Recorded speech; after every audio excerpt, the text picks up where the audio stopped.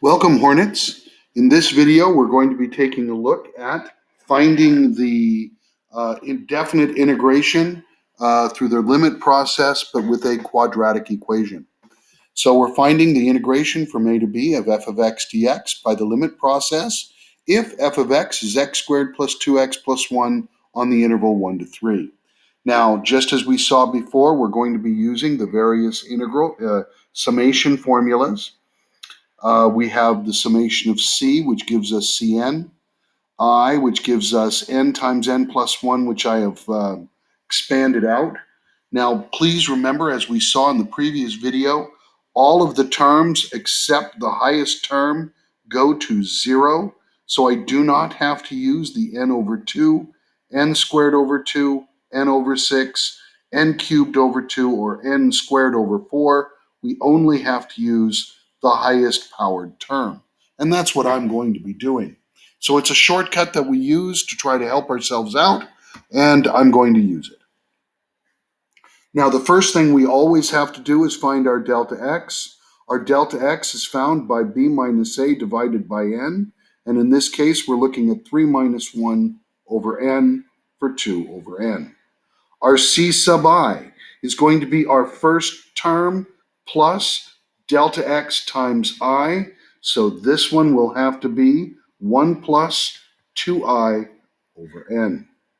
We then put it together into our limit as n approaches infinity for the delta x times the summation as I goes from 1 to n for f of c sub I.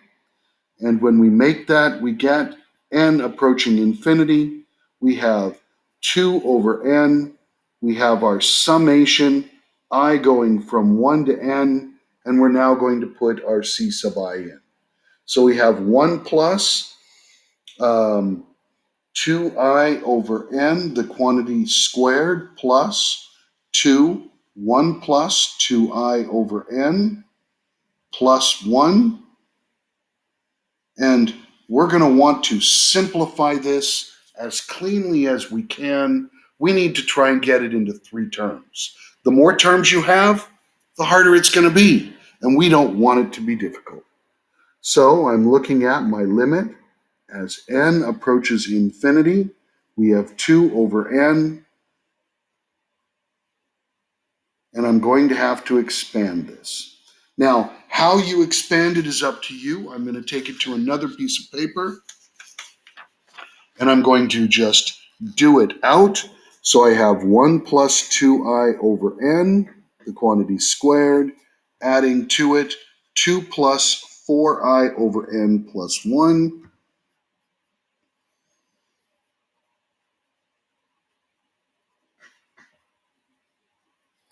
And I'm just very rapidly going through and adding my like terms. So I have 4i squared over n squared. I have 8i over n, and I have plus 4.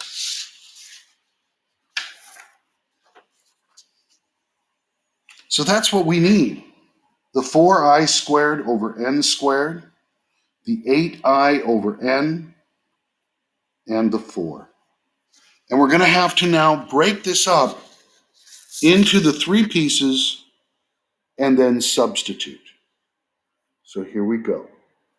We have the limit as n approaches infinity, 2 over n. Let's go ahead and bring out our constant equivalence. That's 4 over n squared. This will allow us to work with just our term that we want of I squared. We're allowed to do this by our properties of summations and limits.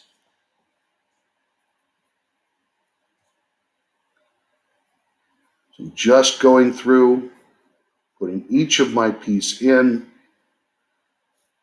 We're almost at the point where we can do our substitution. Limit as n approaches infinity, 2 over n, summation of 4, I equaling 1 to n. All right, here we go. We're going to substitute. The limit as n approaches infinity, 8 over n cubed, and we are only replacing with the n cubed over 3. The limit, as n approaches infinity, 16n squared. We're only replacing with the n squared over 2. Limit, as n approaches infinity, 2 over n, excuse me,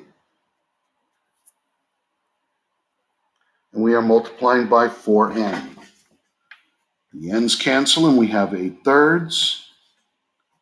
N squareds cancel and we're adding 8. N's cancel and we're adding another 8. So I'm looking at 24 thirds plus 24 thirds plus 8 thirds, and that's giving me 48, 56 thirds, or we're looking at 18 and 2 thirds. And this is how we do it. That's how it works for a quadratic. If only we had a better choice. With a better choice, we should be able to do it faster, one would hope. Ladies and gentlemen, gentle folks, Hornet students, guys, gals, and pals, thank you so much for watching this. I hope this has helped. Feel free to watch it a couple of times if you need to. Thank you for your time, your patience. Remember, be nice to people. It's easy to be mean, so take the higher road and be nice. Bye-bye now.